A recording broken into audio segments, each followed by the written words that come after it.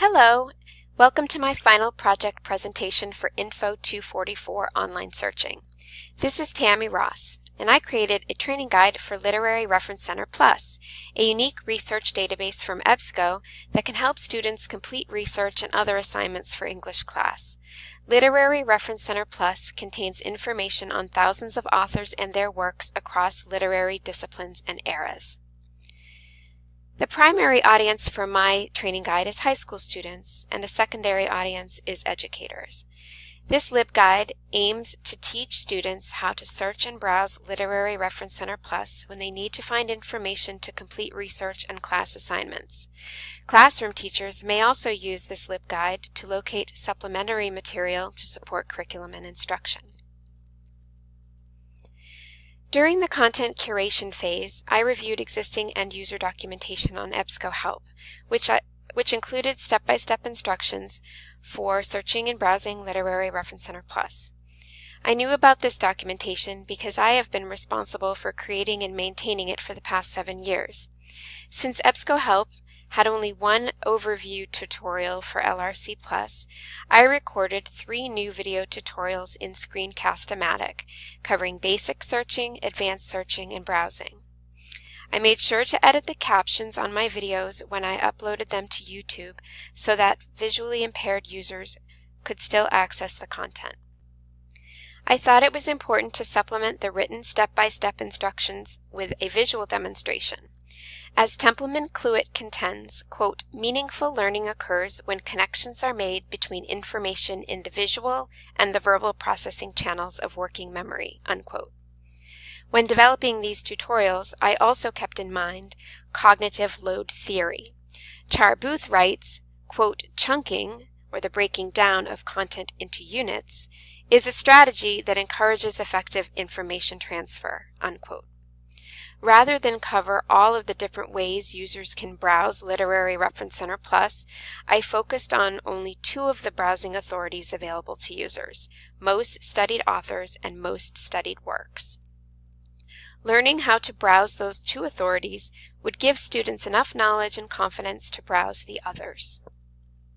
In addition, I curated resources on database searching, such as Boolean searching and using truncation and wildcards, as well as information on researching and citing sources. I also gathered a collection of resources for educators, such as lesson plans and other tools for integrating the database into class instruction. I built my training guide using SpringShare's LibGuides platform. For the section tabs, which you'll see in a moment, I chose accessible background colors according to WCAG guidelines, which are accessibility guidelines. I also replaced the default URLs with custom user-friendly URLs, which is a web address that is easy to read and includes words that describe the content of the web page. Friendly URLs make it easier for users to remember and share the website, and some web experts suggest including keywords in URLs helps improve search engine optimization, or SEO.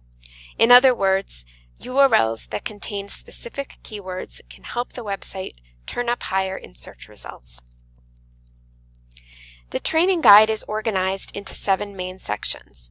The home page provides 2 ways to enter these sections, through tabs at the top and links below. The links offer a brief description of what the user can find in each section. The sections are basic searching, advanced searching, searching tips and tricks, browsing, citing sources and research help, video tutorials, and for educators. The video tutorials section is a one-stop shop for all video tutorials related to searching and browsing Literary Reference Center Plus. The For Educators section includes information on using the Curriculum Standards module, a feature of Literary Reference Center Plus, as well as scavenger hunts, lesson plans, and other tools for integrating the database into classroom instruction. To test the usability of my LibGuide, I recruited Pierce, the son of one of my colleagues, who is a junior in high school.